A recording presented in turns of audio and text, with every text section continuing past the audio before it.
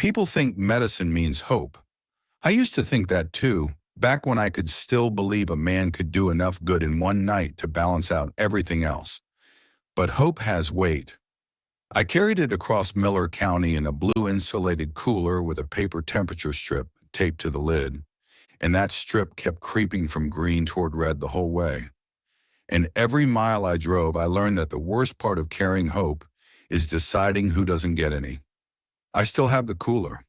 It sits in my garage now, lid open so it doesn't grow mildew, empty except for a single melted coal pack I never threw away. Sometimes I stand out there with the door up and the coal coming in off the fields, and I look at it, and I can still feel the handle in my right palm. There's a callus there that never fully went away. A thin, pale line where the plastic bit in. My wife asks me sometimes what I'm doing out there in the cold. I tell her I'm looking for something. I never find it. What I'm really doing is counting faces. There's a woman who knocked on my window in the rain with both hands. There's a man holding a little girl wrapped in a hospital blanket, standing in the middle of County Road 9, so I'd have to either stop or run him down. There's a kid I let into the back of the rig who shouldn't have been mine to lose. And there are the dozens I never saw at all. The ones who were waiting at the other end, who lived because I kept driving past the ones I could see. That's the math nobody tells you about when you sign up to help people. You think you'll be adding lives. You don't realize you'll spend the rest of yours subtracting them. My name doesn't matter much anymore, but people called me Ray. Raymond Keller. I drove an ambulance for County General for 19 years before any of this, and I want you to understand what that actually means, because it's the only thing that explains how I made the choices I made. It means I had spent half my life learning to ration myself. You learn early in this work that you cannot save everyone, and that the trick to staying sane is not feeling each one. You learn to look at a wreck on the highway and see the patient you can move, not the one already gone. You learn to keep your hands steady while a mother screams in your ear. That training is what kept me alive on the dead roads. It's also what makes me unable to sleep some nights, because the same calm that let me drive is the same calm that let me drive past. 19 years is a long time to drive the same county at night. You learn it the way you learn a person's face. I knew which farm roads flooded and which held, which had the wire gates a man had to get out and open in the rain, which bridges were posted for weight, and which the posting was a lie about. I knew that the GPS routes the new EMTs trusted would route you straight into a creek crossing that had been out since the spring before, because nobody updates a map for a county where 400 people live. I'd run calls down every one of those roads, a man crushed under a tractor out past the grain elevator, and me holding pressure on what was left of his leg for 40 minutes waiting on the helicopter that couldn't fly in the fog. A diabetic grandmother out in the hills who'd gone into a coma, and how I'd learned the long way that the back route past the quarry would shave 8 minutes when minutes were a brain. A school bus full of kids that slid off the Callaway grade in the ice and triage in a ditch, and how I learned that you tag the quiet ones first because the screaming ones are breathing. That's the thing that training does to you. It teaches you that there's never enough. Never enough hands, never enough rigs, never enough of the drug you need in the box on your hip. And so the entire job becomes a series of small, terrible allocations that you make in seconds and carry forever. Who gets the oxygen? Who rides in the back, and who waits for the second unit that might be 20 minutes out on a county this size? I'd made those calls 1,000 times before the dead ever started walking, and I'd convinced myself I'd made my peace with them. I hadn't. You don't make peace with it. You just get faster at it, and you tell yourself the speed is wisdom. Before all of it, my world was small, and I liked it that way. Night shift mostly, out of the County General Ambulance Bay. The bay was a concrete apron under a steel canopy, lit at night by these red bulbs over the doors that the maintenance guys never bothered to change to white. So we always worked in this dim crimson glow that made everyone look half dead, even when they were fine. I knew that bay better than I knew my own kitchen. I knew which drain by the wall always clogged, which fluorescent tube in the supply room flickered, the exact pitch of the compressor on the medicine fridge in the back hall. I checked my rig the same way every shift. Oxygen tanks topped off, regulators reading right, the little hiss when you crack the valve to test it. Backboard strapped, drug box sealed and dated. I'd snap a pair of nitrile gloves on and off just to feel that everything was where it should be. Antiseptic and diesel, that was the smell of my life, and I didn't mind it. My partner that year was a kid named Miles. 24, 2 years on the job, still flinched at the bad calls in a way I'd stopped flinching years ago. Good hands, though. Better instincts than I had at his age. He used to bring 2 coffees to every shift, one for him and one for me, even after I told him 100 times I'd quit caffeine after midnight because it tore up my stomach. He kept bringing it anyway. I drank it anyway. That was the kind of thing between us. We didn't talk much. We didn't have to. Nurse Patel ran the emergency department on nights, and if you've heard her name before, it's because there are people in this county who owe her everything and don't even know it. She was small and quiet and absolutely immovable. I saw her work a code for 40 minutes once, long past when anybody else would have called it, and when she finally stopped, she went and washed her face and came back out and took the next patient like nothing had happened. She and I had an understanding built over years of 3 in the morning deliveries. She trusted me to bring her people alive. I trusted her to tell me the truth about what we had to work with, which in a rural hospital was never enough. The night it started didn't announce itself. They never do. The calls just got strange. The first odd one came in around 9.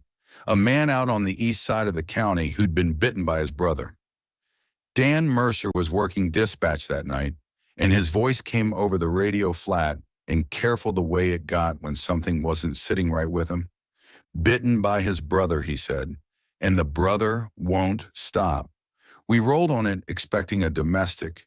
2 drunk men, somebody who'd need a few stitches, and a ride to detox. What we found was the brother on the floor of the kitchen, gray-faced, breathing wrong, and biting at the air even with 3 people holding him down. The bitten man's forearm was open to the muscle.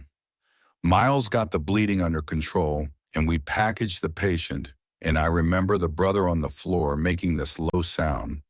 Not a moan exactly, more like a man trying to talk underwater. We left him for the deputies. I've thought about that 1,000 times. We just left him. By 11, the radio wouldn't stay quiet.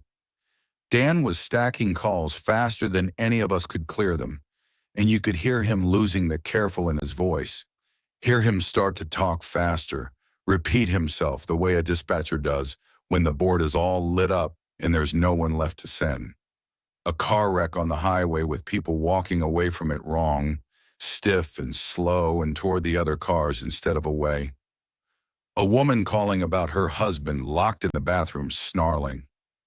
A report of people coming out of the city on foot down the old county route, which made no sense because nobody walks 20 miles from the city, and yet there they were on the shoulder when we passed. Dozens of them, and they all turned to watch the ambulance go by. I had the lights on and Miles reached over without a word and killed them. Neither of us said why. We both already knew the lights were drawing eyes. We brought 3 patients into County General that hour, and the place had already started to come apart. I'd seen the ER on its worst nights, a bad pileup on the interstate, the flu winters where they lined gurneys in the hall, but this was different in a way I felt in my stomach before my head caught up. The waiting room was full of people who hadn't checked in, just standing, holding wounded family, blood on their sleeves and on the floor. And the triage nurse was a young one I didn't know well, and she was drowning, calling names that nobody answered because the people they belonged to had already turned. The security guard had his hand on his radio like he was waiting for permission to do something he didn't have a plan for. Somebody in a back room was screaming in a register that wasn't pain, it was something past pain.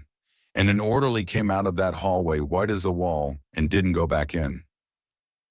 The lights flickered once, hard, and the whole department dropped into that brown half-dark for a second before the generator caught and brought them most of the way back, dimmer than before, and a door alarm started somewhere down a corridor and didn't stop the rest of the time I was in that building. I learned later the hospital had 2 generators and one had already failed, and the surviving one couldn't carry the whole building.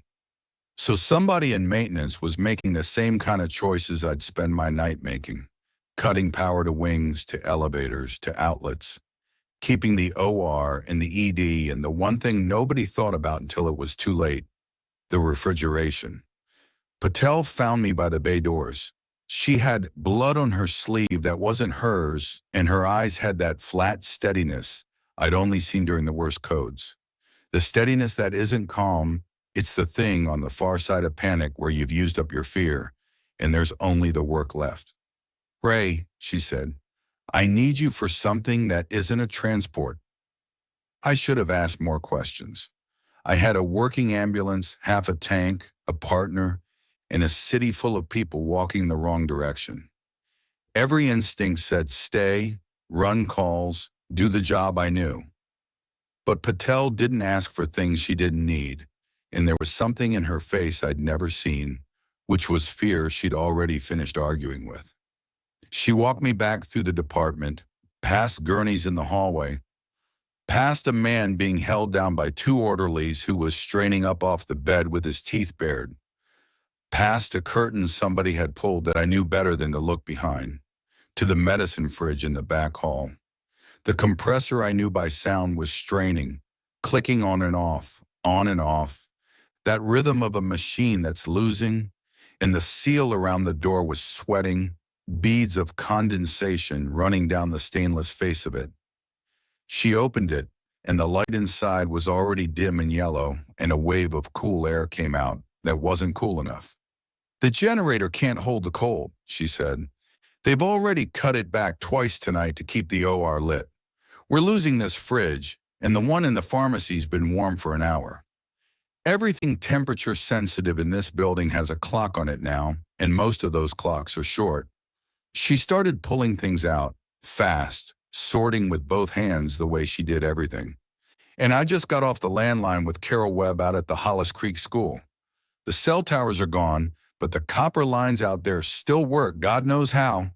I knew Hollis Creek, little K-8 out past the Western County line, 20-some miles of bad road, the kind of school that had 3 teachers and a part-time nurse and a gym that flooded. Carol Webb was that nurse, had been forever, the kind of woman who kept a whole community's worth of medicine in her head. "They've got over 200 people sheltering in that building," Patel said. "Half the west side ran there when the roads jammed. It's brick, it's defensible. It was the nearest thing to safe anybody could find. She's got diabetics with no insulin, and the pharmacy out there is empty. She's got kids spiking fever she can't break with what she has. She's got a woman who went into labor an hour ago, and a man with a gunshot wound that's already going septic. She's got a first aid cabinet, a few bottles of children's Tylenol, and 200 people. And that's all. And we cannot get another unit out there, Ray. Reeves took a rig out an hour ago, and we lost contact. 2 ambulances are wrecked. The rest are surrounded in the bay across town, or out on calls that aren't calls anymore. You're it. You're the only thing on wheels we have that I trust to get there."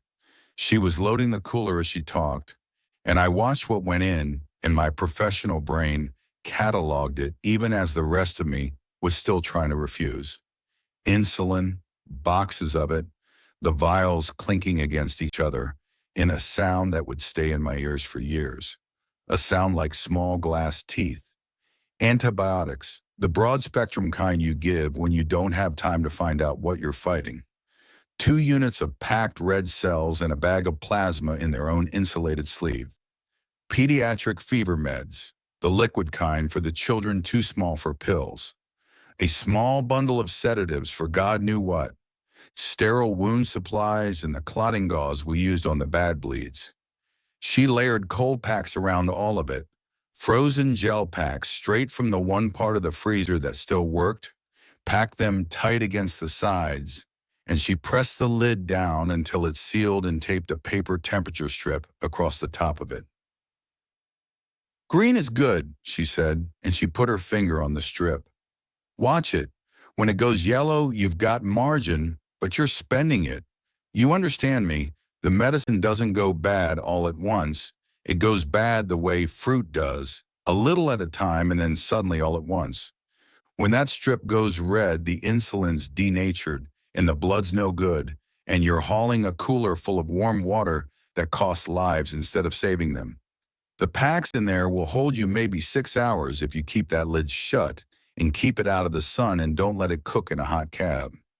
Every time you open it, you spend cold you can't get back. 6 hours, Ray. Hollis Creek. That's the whole job and there's nothing else in it." I picked up the cooler. It was lighter than I expected. That's the thing I always come back to. It was light. I could have carried it under one arm. And inside it was the difference between living and dying for more people than I would meet that night. And it weighed almost nothing. And that wrongness, that lightness, is something I never got past. I have carried dying men on backboards. I have carried the heavy end of a stretcher up 2 flights of stairs in August. And the heaviest thing I ever held in 19 years on that job was a cooler I could lift with 2 fingers. "What about Miles?" I said. "Miles stays. I need every set of hands here, and I need them more by the minute." She looked at me and for just a second the steadiness cracked, and I saw how scared she actually was, under all of it. "Ray, I'm not going to pretend this isn't a bad ask. The roads are gone. The radio's half dead. I can't promise you a single thing on the other end. But if that cooler stays in this fridge, it spoils in the dark and helps no one. And if it gets to Hollis Creek, it's 200 people who get to see tomorrow." That's the math. I wish I had a better one. That's the math. She said it the same flat way I'd say it for years afterward, like it was a thing she was setting down on the table between us. And once it was said, it couldn't be unsaid. Miles caught me at the rig. He'd heard or guessed the way you do when you've worked beside someone long enough. He was already pulling a jump bag toward the door, and I told him no, and we had the closest thing to an argument we ever had. He said I shouldn't drive alone, that 2 sets of eyes survive what 1 set doesn't, that he could navigate while I drove, that I was too old to be playing hero, and he meant it as a joke, and it landed like one, and neither of us laughed. I said the hospital needed 2 hands more than I needed a passenger, and that was true, and it was also not the real reason. And we both knew the real reason was that if I took him out onto those roads and he didn't come back, I'd be the one who'd made him come. I'd buried partners' mistakes before. I wasn't going to be the mistake somebody buried for him.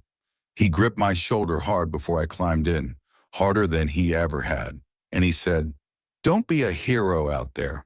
Just be a driver." And then he pressed the second coffee into my hand, the one he brought for me, still warm in its paper cup, and he said, "Shift change, the way you say a thing you both know is a lie because it's kinder than the truth." And I told him I'd see him at shift change. I set the coffee in the cup holder, and I never drank it. And that cold cup of coffee rode the whole way with me like a passenger. And it's the closest thing I had all night to someone in the seat beside me.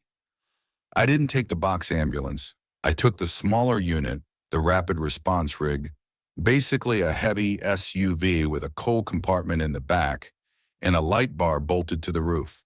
Better on fuel, lower profile, quicker through bad roads and tight wrecks where a full box would hang up. 3/4 tank, and I noted that the way I'd note vitals because fuel was a clock too. 1 more clock. No box rattling and banging behind me to announce I was coming.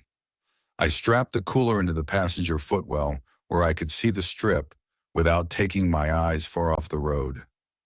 Green, solid bright green, and I pulled out of that red-lit bay around midnight with the lights off and the siren silent and the rain just starting to spit against the windshield in fat slow drops that meant more was coming. Right away, I had to make the first decision, the one I'd keep making all night, the one the whole night turned out to be made of. Lights and Siren, the tools of my entire career, the things that part traffic and tell a frightened world that help is on the way, that I had spent 19 years learning to use with discipline, when to run hot and when to run quiet, because even before the dead, a siren in the wrong place could cause more wrecks than it prevented. Out here on these roads, they were a dinner bell. I'd seen what the noise and the flashing did, how every gray face on that city route had turned in unison toward the lights like flowers toward the sun, and so I made the call before I was out of the lot. Drive dark, drive quiet, trade the minutes the siren would buy me for the danger it would summon, and pray the trade came out right. So I drove dark, headlights off where I dared, navigating by the gray sheen of the wet road and the little ambient glow of a county that hadn't fully lost power yet. Porch lights in a few windows, and the orange wash of a parking lot lamp standing over an empty lot. 40 miles an hour feels like flying when you can barely see the road. My hands ached on the wheel inside the first 10 minutes from gripping it that hard, and I made myself ease off, the way you make yourself slow your breathing on a bad call, because tension is a thing that spends you and I had a long way to spend myself across. The GPS died inside the first 10 minutes, just spun and lost signal, towers overwhelmed or down. I'd half expected it. I had a county map folded in the door pocket, paper creased soft and furry at the folds from years of being opened on the hood of a rig at 3 in the morning. I pulled it out at a stop and turned the dome light to its lowest setting and traced the route I knew by heart anyway. Just to see it, just to have it. Out Route 4, cut west at the old grain elevator, down 9 to the bridge at Callaway Creek, across and up into the hills to Hollis Creek. 40 minutes on a normal night. I had 6 hours. I remember actually feeling all right about the margin, feeling like a man with time in his pocket. I want you to hold on to how wrong that was, because the road was about to teach me what every veteran already half knows, that the map is a story about a county that no longer existed. The first intersection where the lights were dead told me everything about the night ahead. The signal at Route 4 and Township Road just hung there in the rain, dark, swinging a little in the wind on its cable, and the cars underneath it had stopped wherever they'd stopped. Doors open, some of them, dome lights still glowing weakly in 2 or 3, which meant people had left them recently and in a hurry, left them running, left them open, left in the kind of fear that doesn't pause to close a door. I threaded through at a crawl, easing the rig between bumpers with inches to spare, and I kept my eyes hard on the gaps and off the open doors, because looking into an abandoned car at night is a good way to see something you can't unsee. A child's seat, a purse, a single shoe. The small leavings of a life interrupted. I made it through clean. I told myself the rest would be like that. Slow, careful, manageable. The work I knew. The houses along Route 4 were the next thing that got into me. Some were dark and some had lights. And it was the lit ones that were worse. Because a lit window in a silent house at the end of the world makes you imagine the person who left it on and whether they meant to come back to it. One farmhouse had its front door standing wide and the porch light on and the screen door banging slow in the wind. Open, shut, open, shut, and I slowed without meaning to. The old instinct, the someone might need help instinct, and then I made myself drive on because I had 200 people who needed help more than whatever that open door was, and that was the first time that night the cooler in my footwell answered a question for me. It would not be the last. The cooler made a lot of my choices that night. I just had to live with them.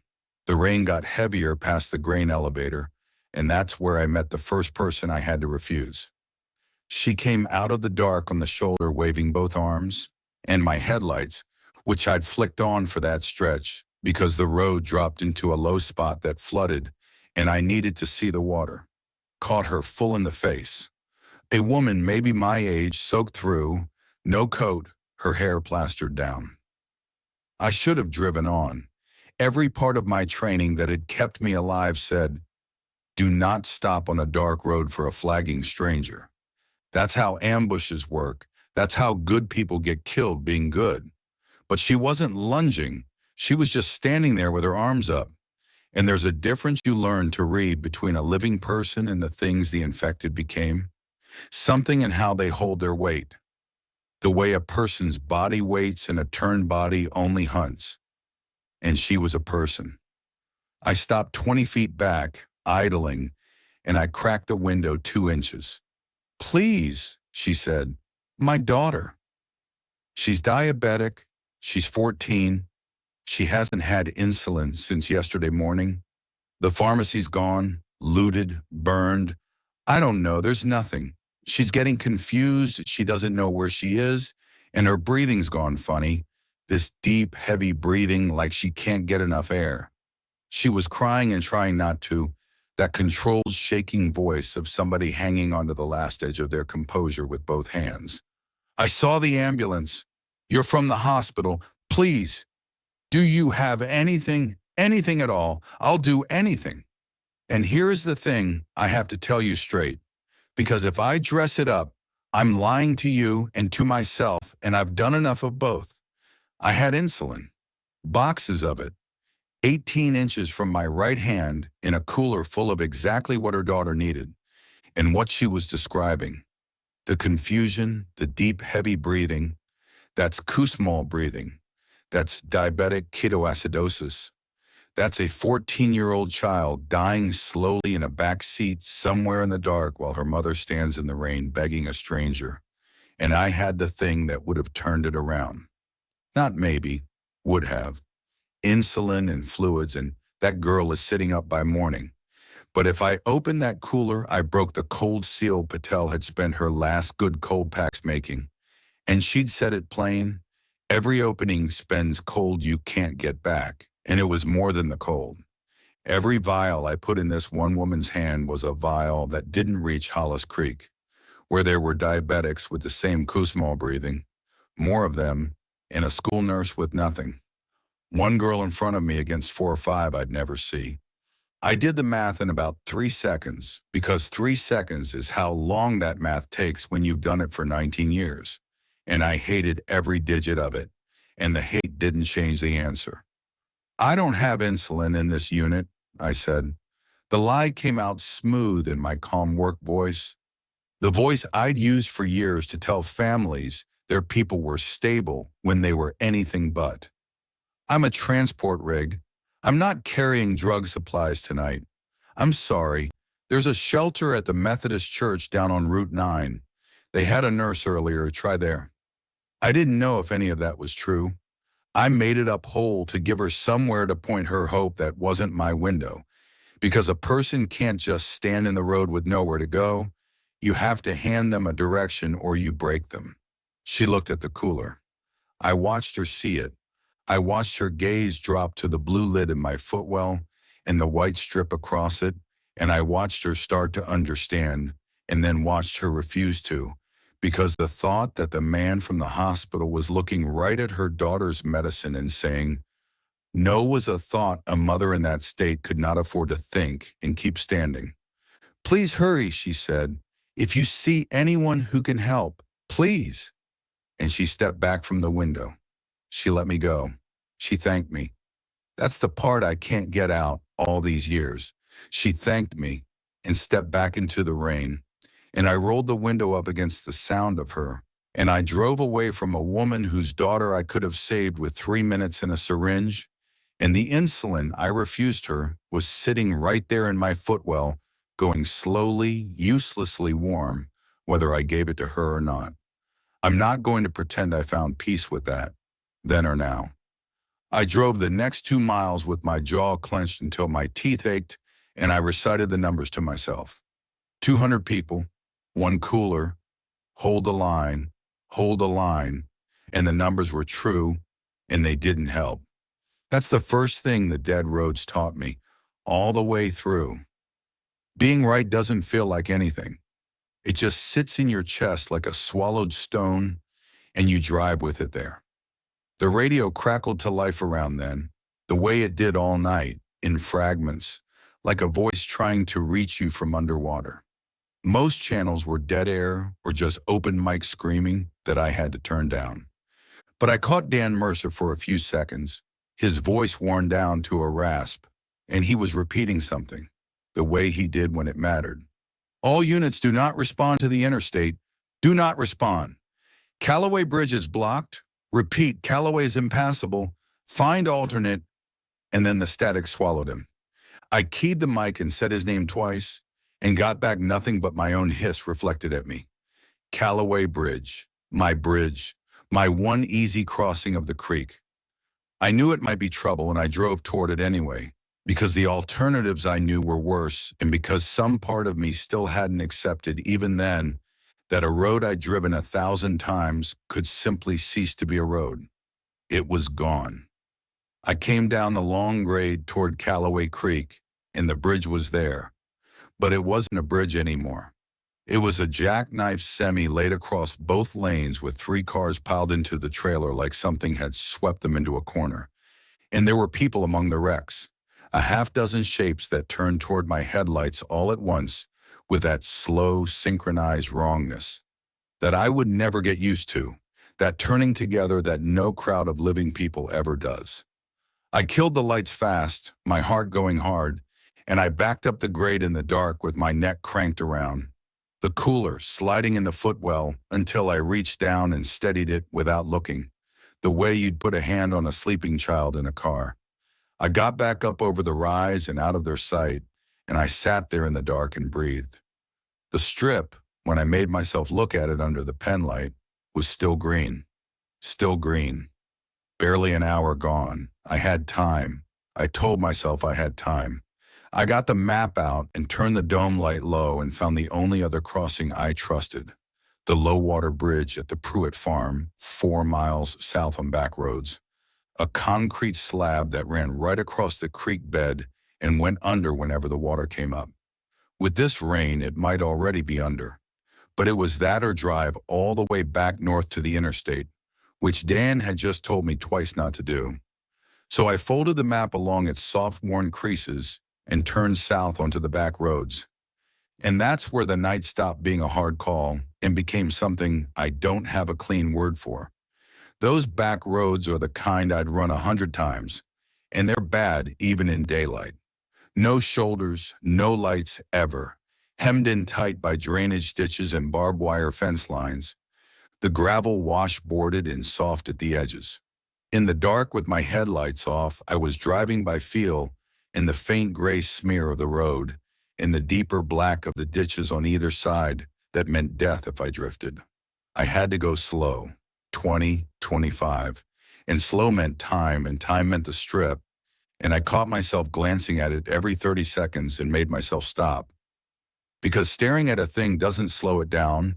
I'd learned that watching enough monitors over enough years, the number does what it's going to do, whether you watch it or not. I want to tell you about the one time I used the Siren, because it taught me something I needed to know, and it nearly cost me everything to learn it.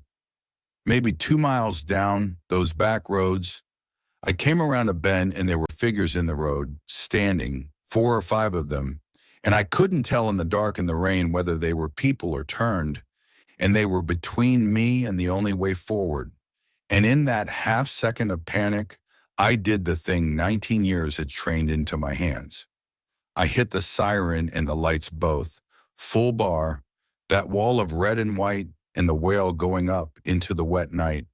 The reflex of a man who'd spent his life believing those tools cleared a path. The figures in the road were turned, and they came at the light. But that wasn't the lesson. The lesson was the sound, what the sound did, how it carried out across the dark fields and the silent farms, and how everywhere out there in the black that I couldn't see, things answered it. I heard them before I understood what I was hearing. A rising of movement on both sides of the road in the fields, in the tree lines, a rustling and breaking that swelled up out of the dark like the whole night had been holding still and now wasn't. And shapes started toward the road from places I hadn't known anything was. I killed the siren mid-wail and slapped the lights off, and the sudden silence after was the most frightening thing of all, because now I couldn't see what I'd woken, and I could only hear it, all around me, converging on the place I'd just announced myself. I gunned it through the turn ones in the road, felt the rig shudder over something I won't describe, and drove on into the dark with my heart slamming and the lesson burned in.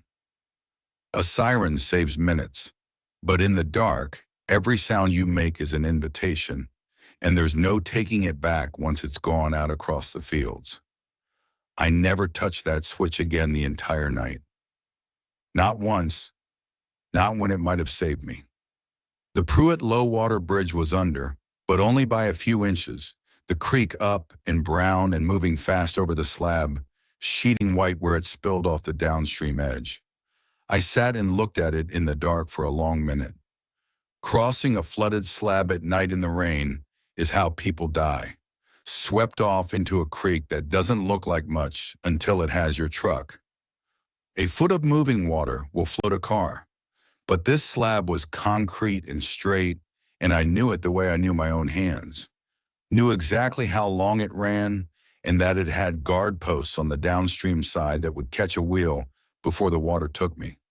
I dropped the rig into low, kept the front wheels dead straight, and crawled out onto it, feeling the current shove the whole truck sideways the entire way. The cooler braced under my right hand, the water hissing against the floorboards. Halfway across the back end, started to walk, and I held my line and didn't fight it, and let the truck find the far edge. And then the wheels bit dry concrete, and I was across, soaked in my own sweat, shaking. The strip, when I checked it, was still green. Just barely. An hour and 40 in, and on a normal night I'd have been parking at the school by now, and instead I was maybe a third of the way, and the easy part was behind me. Past the creek, the land rose into the hills and the roads got worse, and that's where I picked up the deputy. I nearly ran him down. He was lying in the road around a blind curve, and I caught him in the headlights I'd switched back on for that stretch, because the road was a goat track of washouts, and I couldn't run it blind. A man in a county sheriff's uniform, face down on the wet gravel, and everything in me screamed bait. Screamed a body, and the road is the oldest trap there is. Drive on. But he lifted his head when the light hit him and got one hand up, palm out, and that's a person. That's a living man, and I stopped. It was Deputy Hanley. I knew him a little from the job, the way you know cops when you both worked the same county nights for years, traded coffee at the same gas station at 4 a.m, stood over the same wrecks. He'd taken a round through the thigh, his own department's roadblock up on Ridge Road had come apart into panic, and somebody fired into the dark, and he'd caught one of his own people's rounds, he told me, with a kind of bitter laugh that turned into a wince. The leg was bad, the entry high on the outside of the thigh, but the bleeding had mostly clotted on its own, which meant it had missed the artery, which meant he'd been lucky in the only way that mattered. He'd been crawling toward the sound of an engine for the better part of an hour. I got him up and into the passenger seat, had to lift the cooler out of the footwell to make room, and I set it on his lap because there was nowhere else, and he looked down at it and read the strip, and then looked over at me. "That, the medicine," he said, "the one everybody and their brother's hollering about on the scanner." "Hollis Creek," I said. He nodded, slow, and he was gray and sweating, and his lips had gone pale, but his eyes were clear and steady. The eyes of a man who'd already done the hardest arithmetic there is, and come out the far side of it. "Then here's what you're going to do," he said. "You're going to keep that thing on your lap, and you are not going to stop again for anybody. You hearing me? Because it's loud out here, Ray. I can hear it from the inside. The whole county's coming apart, and it's coming apart loud. People are shooting at headlights. Calloway's mob, you found that out. And that roadblock up on Ridge Road, the one that shot me, it's not the department anymore. Some local boys took it over after Reeves's unit went quiet, and they got it in their heads there's an ambulance coming with hospital medicine. The cure, they're calling it. The cure, and they want it for their own. One of them's got a sister gone bad, and he's convinced himself what you're carrying will fix her. It won't. There's no fixing that. But you cannot tell him that, and you cannot go up Ridge Road, because they will take that cooler off you, and they will hurt you doing it, and it'll be for nothing because there's no cure in there. There's just insulin and blood, and it'll spoil in their hands while they figure that out. I sat there with the rain on the roof and took that in. Ridge Road was my fast way up the last of the hills to the school. He was telling me my last clean route was a trap built around a rumor about what I carried. You're hurt bad enough you need the hospital, I said. I should turn this around and get you back to county. You turn around for me, he said, and his voice was rough, but it didn't waver. And a building full of people die tonight, and I bleed out in your back seat anyway by the time we hit the interstate. And then it's all of us for none of us. That's not a trade, Ray. That's just losing. He shifted the cooler a little on his lap, careful with it, like it was a thing he'd decided to respect. I've been a cop in this county 22 years. You know what that is? It's triage with a badge on.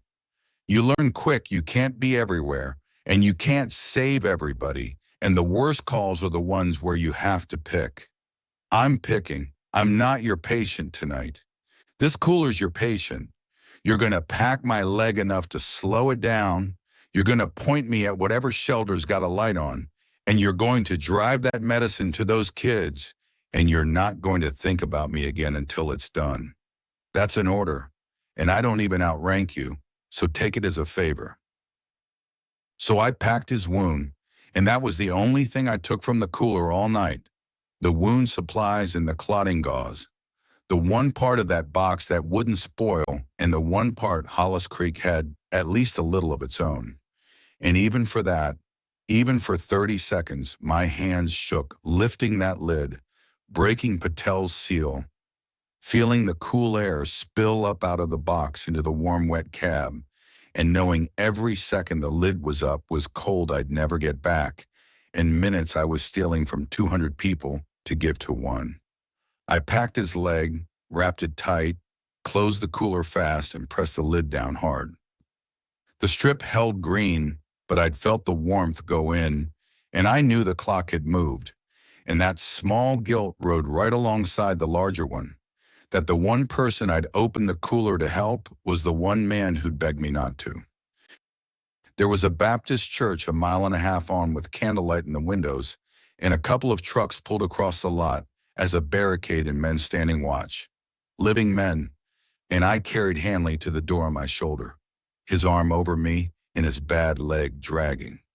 Before they took him from me, he caught my wrist and gripped it hard, harder than a man losing that much blood should have been able to, and he said it one more time, his eyes locked on mine. Ridge Road, Ray. Don't. Go around. Promise me. I promised him. I don't know if he lived. He's not one of the faces I drive past in my head at night. He's something else. He's a man who looked at his own dying and decided to spend it telling me how to get the medicine through. And I think about him in a different way. A way that's almost gratitude if gratitude could break your heart. The only way around Ridge Road was the old Quarry Road, unmaintained for years, washed out in stretches that wrapped the long way north around the back of the hill before climbing to the school from behind. It would cost me 40 minutes I didn't have, and the strip was telling me so. When I checked it past the church, it had lost its bright green, gone soft and pale and tinged at one edge with the first creep of yellow. The color of a bruise just starting, and I felt the clock in my body the way I'd felt it standing over 100 patients, watching the monitor numbers drift the wrong way. That cold dropping sensation in the gut that says the thing you're fighting is winning and there's only so fast you can move. 3 hours in, Half my time gone, and I was nowhere near half done, and the medicine in the box had already started, quietly, in the dark, to die. The quarry road nearly finished the whole thing. 2 miles in, a stretch of it had slumped into the ditch in the rain, soft red mud the color of clay, and I felt the rear wheels lose it and start to spin, that sick rising whine, and the back end slewed slow toward the ditch and stopped, and the truck stopped being a truck and became just a heavy dead thing in the dark. There's a particular cold that goes through you in that moment that I'd never felt in 19 years of driving, because a paramedic's whole life is built on the rig being able to move, and when it can't, you're not a paramedic anymore. You're just a frightened man standing next to a machine. I got out into the rain, mud to my ankles, sucking at my boots. I tried rocking it, forward into reverse and back, feathering the gas, and the wheels only dug themselves deeper, throwing red mud up the fenders. I got the rubber floor mats out and jammed them down under the spinning tires for traction, and got back in and tried again and got nowhere. The mats shot out the back like cards, and while I was out there in the open, soaked, swearing into the rain, gunning an engine that wasn't going anywhere, I heard them. You learn the sound and you never unlearn it. It isn't the moaning from the movies.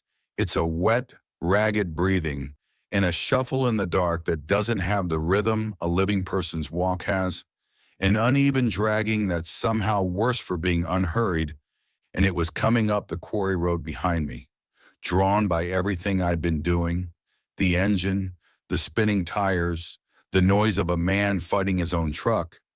I couldn't see them yet, but I could hear there were more than one, 3 or 4 at least, and the truck would not move. And I had to choose right there in the mud and the rain with my heart in my mouth. I made the decision I've turned over as many nights as any of the refusals. I could stay and keep fighting the truck and maybe get the rig free and maybe get swarmed doing it, lose everything at once. Or I could take the cooler and go on foot, up the quarry road and over the rise to the school, which the map put at maybe 1.5 miles cross country, in the dark, in the rain, on foot, with the medicine in one hand. On foot, I'd be quiet, no engine to draw them. On foot, I could go where the rig couldn't, over the fences and across the pasture, straight at the school instead of around. But on foot, I had no shelter and no second chance, and no way to carry a wounded man or a child. And if I fell out there or got cut off in the open, that was the end of it. 200 people for one bad step in the dark. I took the cooler. I left the engine running and the headlights on, pointed back down the quarry road the way I'd come, because in that moment I understood that the same noise and light that drew them could also hold them, give them a bright, loud thing to crowd around while I went silent and dark up over the rise behind them. I grabbed the cooler by its handle, shoved the soft folded map inside my jacket against my chest, and went up the slope away from the road as quiet as a soaked and frightened middle-aged man can move, which is not very quiet.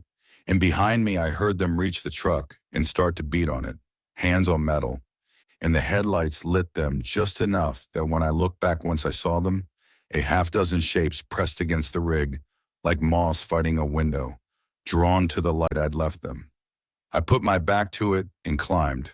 That 1.5 miles took an hour, and I'm not going to dress it up into something heroic, because it wasn't.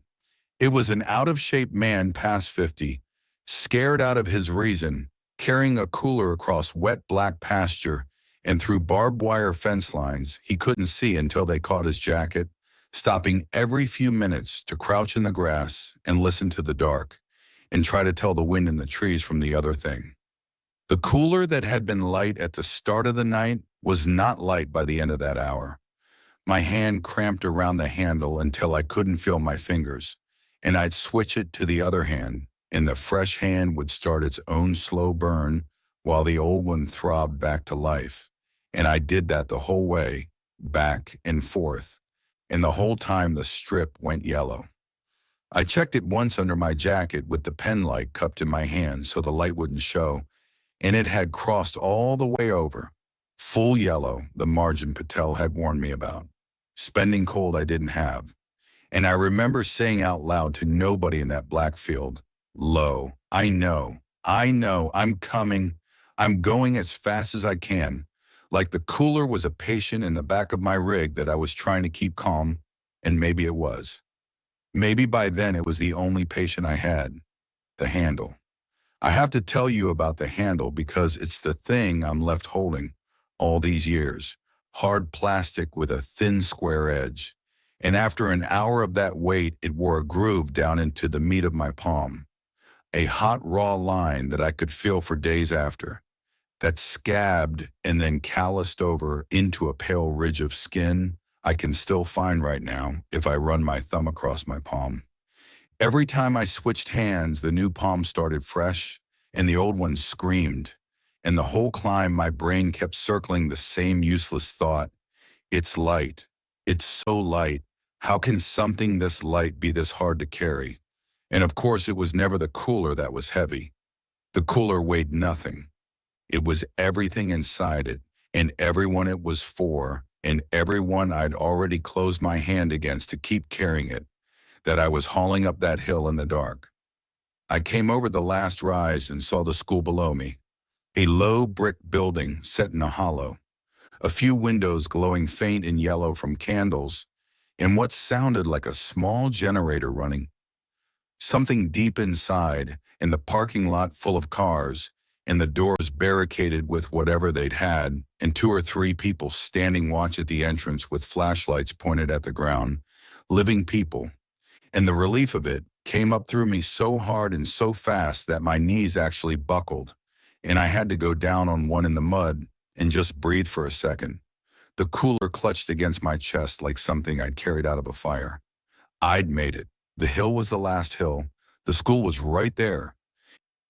And that's exactly when the last test came. The one I'd give my own life to take back and can't. The one that taught me the thing about triage. I'd spent 19 years thinking I already understood and didn't. Not really. Not until that hollow in the rain. Between me and the lit door of the school, off in the dark grass at the edge of the lot where the parked cars ended, there was a car pulled crooked into the weeds, and beside it a man down on his knees over someone lying on the ground. And as I came down the slope, he heard me or sensed me, and his head snapped up, and he saw the cooler in my arms, the blue of it, the strip, and he came up off his knees and came at me. Not turned. A man, young, maybe 30, frantic past anything I could reach, and there was a tire iron in his hand, and his eyes had the look I'd seen exactly twice before in 19 years. The look of a man who has already decided and is just waiting to find out what he decided. "That's it," he said, and his voice broke on it. "That's the hospital medicine. That's the cure. I heard it on the scanner. An ambulance with the cure. My wife, she's right there. She had the baby, and she won't stop bleeding. The baby came an hour ago, and she just won't stop. There's so much, please, you have to. You give her that medicine." And behind him on the ground, I could see her now. A woman young, and the dark spread soaked out under her into the grass and the gravel, that even in that bad light I knew was far too much. The kind of too much I'd seen end people. And a small wrapped shape held against her chest that wasn't moving the way I wanted it to move. And the man was sobbing, and he had the tire iron up, not swinging it, not at me exactly, just up, held in the space between us like a question. "You give it to her or I take it off you," he said. "I'm not asking you. She's right here. She's right here." And the worst of it, the thing that breaks me every time I get back to it, is that he was right. She was right there. The mother in the rain, the boy with the fever, those I could lie my way past and tell myself I'd done right because they weren't dying in front of me in that exact second. They were dying somewhere down the road I could keep my eyes off of. This woman was bleeding out into the grass 20 feet from the door I needed to walk through, and I had 2 units of blood and plasma in that cooler. the only transfusible blood for 30 miles in any direction, and clotting gauze, and I could open the box right now and try. I could actually try. But the blood was the whole thing. Carol Webb had a man septic from a gunshot in a building full of 200 people, and whatever was still coming up the road behind me. And those 2 units were the only blood I carried. And I knew, the way you know things in your hands, that you'll be punished for the rest of your life for knowing.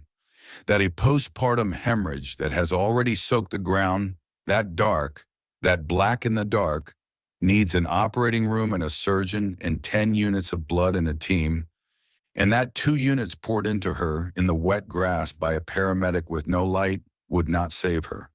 It would only let me feel like I tried while she died anyway. And meanwhile, the septic man inside and whoever came in bleeding behind him would have nothing at all. I have run that moment 10,000 times looking for the version where I'm a better man. And the cruelty of it is there isn't one that's also a smarter one. Every road in it leads to her dying. The only thing my choice decided was whether other people died with her or instead of her. So I made the cold call. The call my whole life had been training me to make, and that I hated more in that moment than I'd ever hated anything. And this time I told him the truth, because a man with a tire iron and his wife dying at his feet doesn't deserve a lie. And because the truth was the only thing of value I had left that I could actually give him. There's no cure, I said. There's no cure for any of this. There's no medicine that fixes the dead. It's a rumor and it's wrong, and I'm sorry. What I have is 2 units of blood. 2. Your wife needs 10 and a surgeon and an operating room. If I open this and put both units into her here in the grass, she still dies. I have seen this. I know what that much blood on the ground means. 2 units in a field doesn't change it. And then the people inside that building who I actually can save die too, because I gave away the only blood there is. I'm not hiding it from you. I'm telling you the whole truth so you understand exactly what I'm choosing and why, because you deserve that much. I can't save her. I would if I could. I can't. I can save them. I don't know to this day why he didn't swing.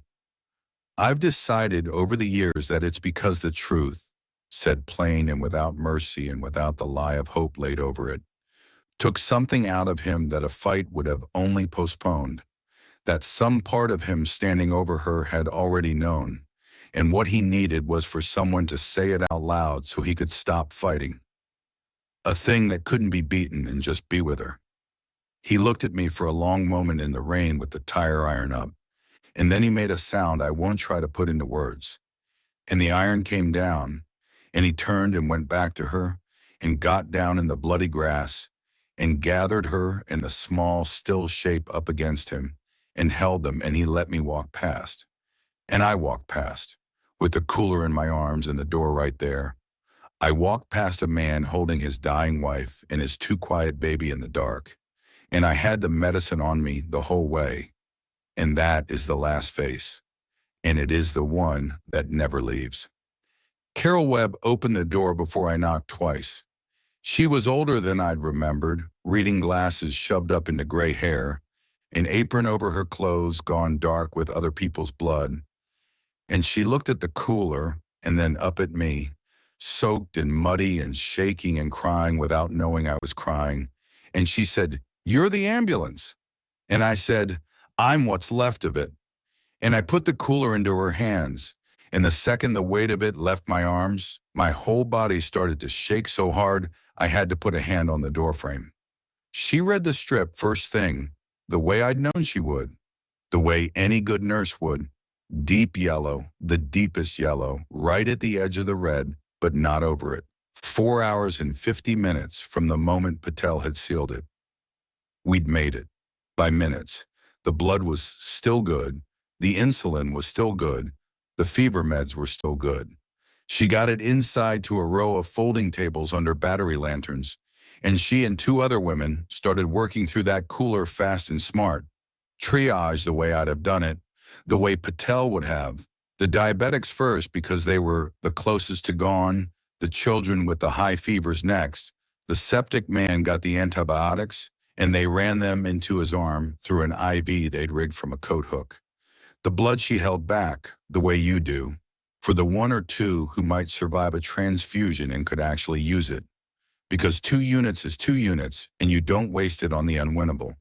And watching her make that exact call, the same call I just made in the grass 20 feet away, I had to step back outside into the rain because I couldn't watch a woman do gently with a clipboard, the thing I'd done with a tire iron between us. I stood in that doorway dripping and watched a school nurse with folding tables and battery lanterns and one cooler do field medicine for 200 people through the rest of that night. And it worked. Not for everyone. It never works for everyone. That's the part the word triage exists to keep us from having to say out loud. The septic man died a little before dawn anyway. The antibiotics were good, but they were hours too late. The infection already in his blood, and there was nothing in that cooler or any cooler that would have turned it. A little girl with a fever seized in the gray hour, and they worked her and couldn't bring her back. And I held the lantern for them, and I will never forget that they tried until there was nothing left to try. The woman in the grass died before the sky lightened, the way I'd known in my hands she would. But the diabetics lived, every one of them. The boy and the girl whose small breathing was the same breathing the mother in the rain had described to me, sat up by morning and drank water and asked for their mothers. The feverish children broke and slept. A dozen people, more, who would have been dead by noon, saw noon, because the cold packs held across one more hill than they should have, and the strip never quite crossed into red, and because I'd kept that lid shut across every single mile that tried to make me open it. The man from the grass buried his wife himself 2 days later in the field behind the school, in the same wet clay that had nearly trapped my rig. And I helped him dig because there was no one else, and because I owed him something I could never pay.